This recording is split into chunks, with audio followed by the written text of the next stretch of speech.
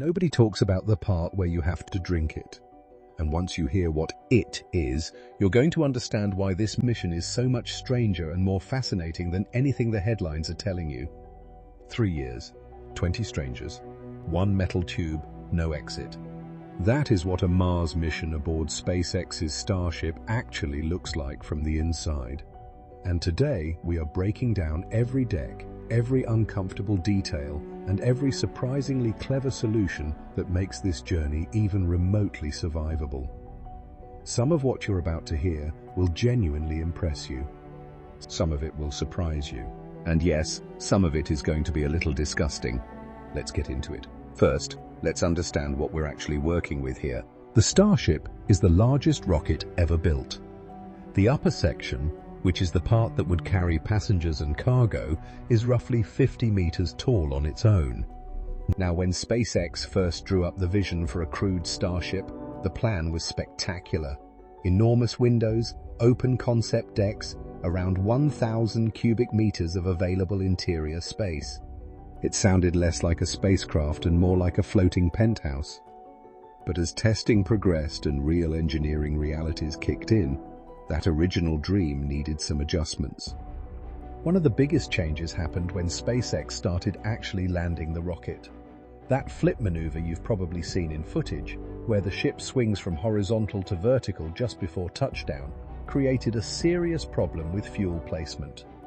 The landing propellant needed to be moved from the bottom of the ship up into the nose cone to keep things stable during that pendulum-like swing. The nose cone was originally where those massive windows and premium upper decks were going to be. So just like that whole section went from passenger territory to fuel territory.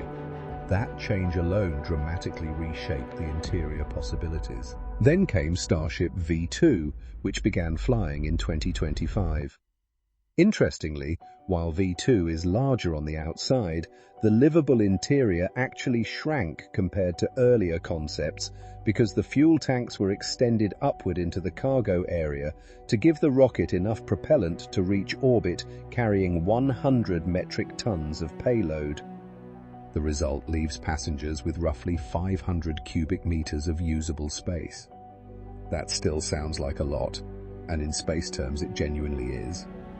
The International Space Station, which regularly houses 7 astronauts and has held 13 at once, offers around 900 cubic meters spread across a complex, winding network of modules and corridors. So 500 cubic meters is not nothing. But once you start factoring in walls, floors, structural supports, mechanical systems, and all the essential infrastructure a Mars mission requires, things start feeling much tighter very quickly. This is where the next generation of the vehicle becomes critical. Starship V3, stretching up to around 69 meters in total length, is expected to restore that habitable volume closer to the original concept of roughly 1,000 cubic meters. The larger rocket means larger fuel tanks too, so not all of that extra length translates directly into living space. But the numbers get dramatically more favorable for a crewed deep space mission. And that extra space could genuinely be the difference between a survivable journey and a psychologically brutal one. Speaking of which, NASA actually studied this problem back in 2013, specifically looking at how much space each person needs during a Mars mission, estimated to last about 2.5 years. Their finding was a minimum of 25 cubic meters per person to avoid serious psychological deterioration. Not personal space, just general shared space per crew member. Using that metric, a 500 cubic meter habitable zone could theoretically support 20 people, while a 1,000 cubic meter configuration might allow for a similar crew size with significantly more comfort built in. So let's walk through what that interior would actually look like from bottom to top, starting where all spacecraft must start, with the unglamorous essentials. The lowest level of the crewed Starship would contain the airlock and an unpressurized cargo hold. NASA and SpaceX have already developed a version of this layout for the Artemis lunar lander, which uses a modified Starship. There's a circular airlock where crew members suit up in their EVA suits before descending. Below that is storage for surface exploration equipment, scientific instruments, sample collection tools, mobility hardware, and whatever else the mission requires for operating on the Martian surface. Getting from the airlock down to the actual ground is no small trip either. Mars or no Mars, you're still standing on top of a massive rocket. SpaceX has designed what can best be described as a functional elevator, somewhere between an industrial lift and a cage, not elegant but reliable. Exactly what you want when you're about to step onto another planet. Moving upward, the next level serves as the primary storage and life support hub. Because the ship will need to land, keeping heavy systems low helps maintain a stable center of gravity.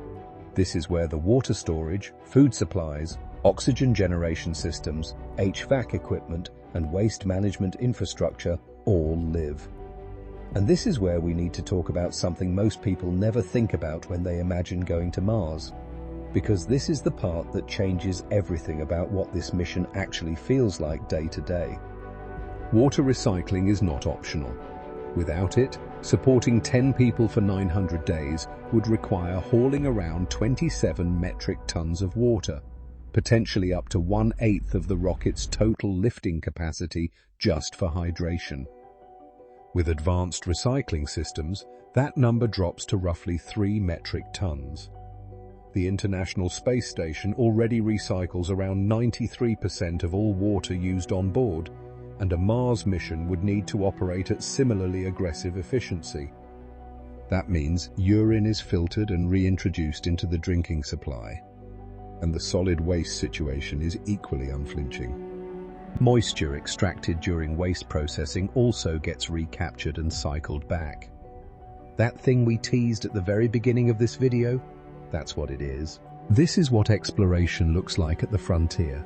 Not glamorous, not comfortable, but absolutely necessary.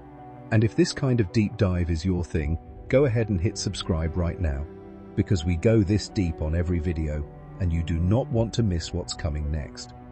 One floor up brings us to the hygiene level, positioned close to storage to minimize the complexity of plumbing systems. Showers as we know them simply don't work in microgravity. Water floats in the air and becomes a hazard rather than a convenience. Instead, expect something closer to a damp cloth wash with dry powder shampoo for your hair.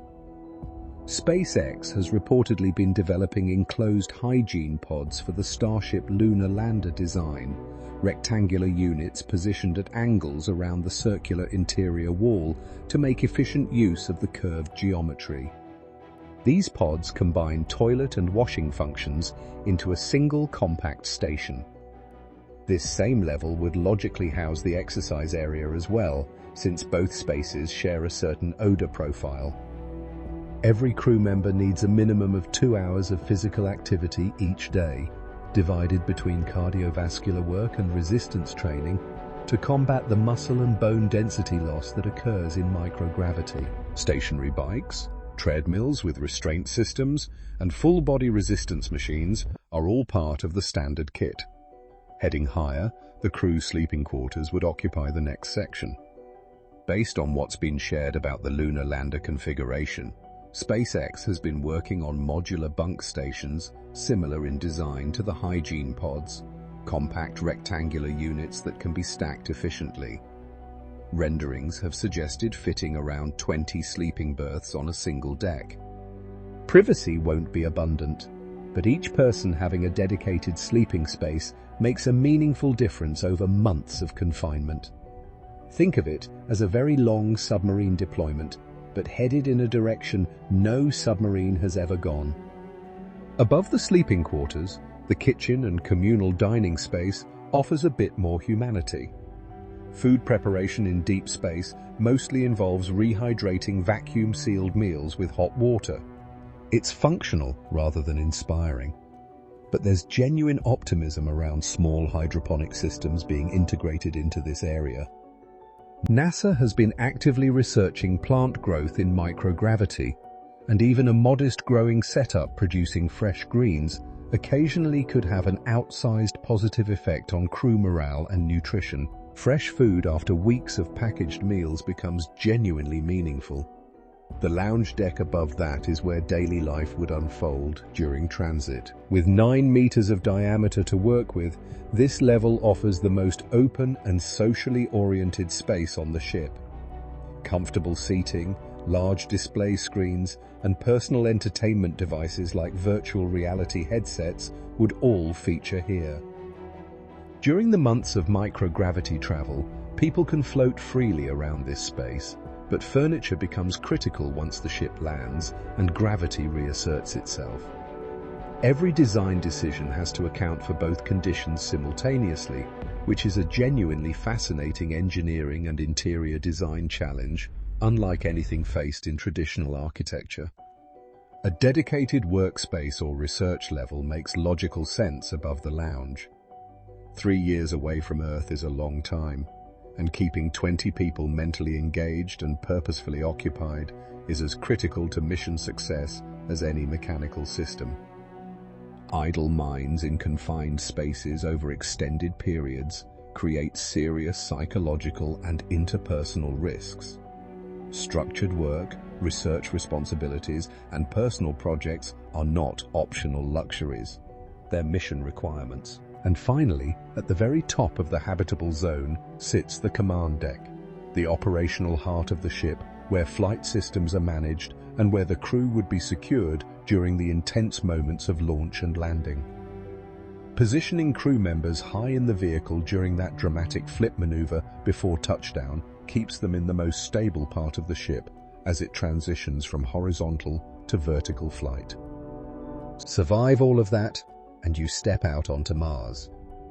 The Starship itself would likely serve as the crew's initial home base on the surface, while more permanent infrastructure is established, which opens up an entirely different set of fascinating questions about what early life on another planet might actually look like.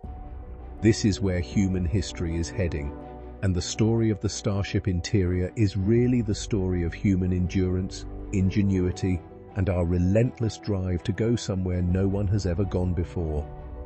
Drop a comment below and tell me, would you actually do it? Would you climb aboard a Starship and spend 3 years in space to walk on Mars? Because honestly, I think the answer might surprise you.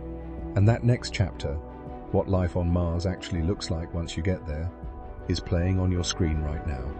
Hit subscribe so you never miss one of these, and keep watching. The next one is worth it.